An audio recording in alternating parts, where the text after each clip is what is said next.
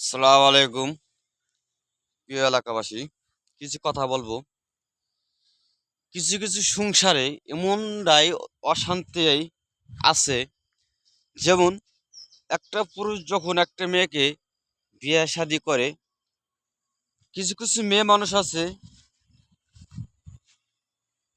যৌতুকের টাকা দেলমোহরটা বেশি হয়ে যায় যখন, সে মেয়েরা কিছু মেয়ে মানুষ আছে লোভী, যারা লোভীমান, তারা কিছু দেখা যায় 2 লাখ 3 লাখ টাকা দেলমোহরে লেখা আছে, তারা করে কি টাকার লোভে ডিভোর্স দিয়ে দেয়। ঠিক আছে, পুরুষকে হয়রানি করায়। যাক, কিছুদিন পরে কিন্তু স্বামীর কাছ থেকে তালাক নিয়ে কিছু টাকা পয়সা নিয়ে বাপের বাড়ি চলে যায়। কিন্তু ভাই কিছুদিন দেখা যায় বাপের বাড়ি ওই টাকাটা মানে মেয়ে আপনার 2 থেকে 3 মাস সে টাকাটা খায়।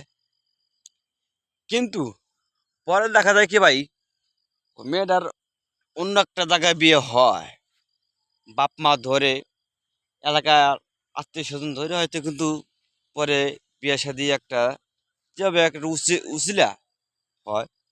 কিন্তু ভাই যে জায়গাটা বিয়ে হয়, তা প্রথম যে স্বামী থুয়ে আয়, দ্বিতীয় স্বামী ধরে যে মেয়ে মানুষ, পরে যে স্বামী ধরে সেই আপনার কিছুদিন পর ভালোই আপনার মাসখানেক ভালোই সংসার করে।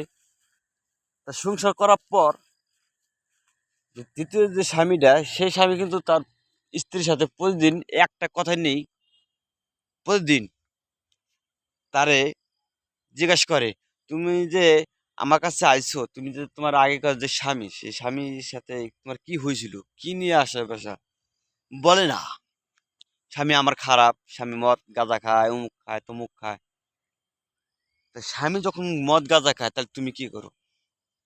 স্বামী যদি মদ গাঁজা খায়, এই গাঁজা খাওয়াটা, মদ খাওয়াটা, এটা কি বউকে আনতে পারবে না ভালো জায়গা?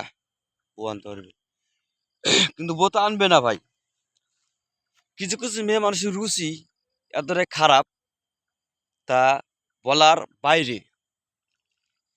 কিছু কিছু মেয়ে মানুষ আছে যারা লোভীমান, ডেলমোহরের টাকা বেশি লেখা আছে, তারা জানে জানে কদিন শ্বশুর বাড়ি খাইছি, জামাই বাড়ি আদর মাদর পাইছি, সবই তো পাইছি, আর এতটি টাকাটা ডেলমোহরে এতটি টাকাটা ডিভোর্স দিয়ে টাকাটা নিয়ে আনন্দ ফুর্তি করে খাবো বাপ মা বাড়ি যাই রে। কিন্তু ভাই দেখা যায় কি, ওই মেয়েটা এমন একটা ভুল কাজ করে, সেই ভুলের কাজটা এই মাসুল কেউ দিতে পারবে না। এই মাসুলটা ওই মেয়েটারই প্রতিদিন মনে পড়তে হবে, আমি কি সাইডে কোথায় আছি, কি করলাম, হায় আল্লাহ। এই জিনিসটা প্রতিটা মেয়ে মানুষই বুঝবে। প্রথম স্বামীকে থুয়ে যৌতুকের টাকা লোভে এই কাজটা করে, সে মেয়ে মানুষ বোকা ছাড়া কিছুই না। তো শুধু শুধু যার ভালো লাগবে না, সে বাপ মার বলে 2 পক্ষ সমাধান করে ডিভোর্স হওয়াটাই ভালো। কিন্তু একজনে জোর জোর করে তার ডিভোর্স দিয়ে তার কাছে টাকা হয়রানি কইরা অন্য জায়গা পরপুরুষের সাথে শুবা, এমনকি তার সাথে অন্যজনের সাথে তুমি দেহটা তুমি বিলাই দিবা, নিজের স্বামীর অজারা, এই কাজটা কোনো মেয়ে মানুষ করবেন না।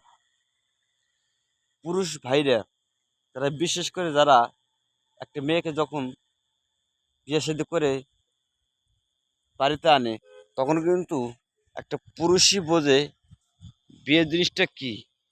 আর মেয়েরা কিন্তু বুঝেও কিন্তু ভাই বোঝে না। ঠিক আছে, আমার কথাটা এ পর্যন্তই রাখলাম। কথাটা ভাই যদি ভালো লাগে, ভিডিও শেয়ার করবেন। আমি আপনাদের কাছে থাকতে চাই, আপনাদের পাশে থাকতে চাই। যদি আপনাদের আমার কথা ভালো লাগে, তাহলে লাইক শেয়ার দেবেন। আমি আপনাদের সামনে থাকতে পারি, আপনাদের সবসময় সুখে দুঃখে সবসময় থাকতে পারি। খুদা হাফিজ।